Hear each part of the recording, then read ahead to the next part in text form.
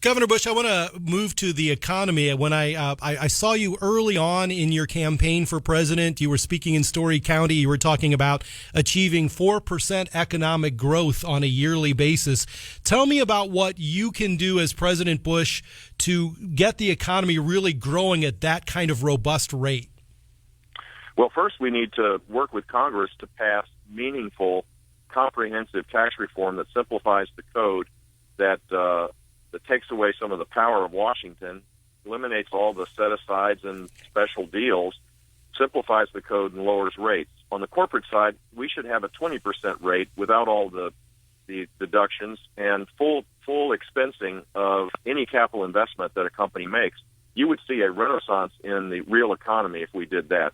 Secondly, the president has disproportionate say over regulation, and I've laid out a detailed plan to unleash American entrepreneurial spirit on our economy. Right now, it's being stifled by the EPA, the waters of the United States, the EPA Clean Power Act, Department of Labor rules, across the board financial rules that are clogging up the ability to recover and create higher growth. We need regulatory reform and shifting power away from Washington there as well. I think we need to embrace the energy revolution, not to pick winners and losers, but to allow the markets to work. We have the potential of creating sustainable, low-cost energy that would allow us to compete with everybody. We need to build skills up.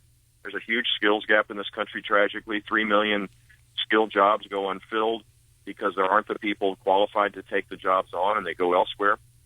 We need to have education reform. It's not done in Washington, but shifting power away from Washington and rewarding the reforms that yield to rising student achievement is part of this as well. And finally, we got to get Washington out of the business of picking winners and losers altogether, which means that we need to shrink it. We need to, and I know how to do this because I was governor of a state where we reduced the government workforce by 11% and grew the economy by 1.3 million jobs over my 8 years.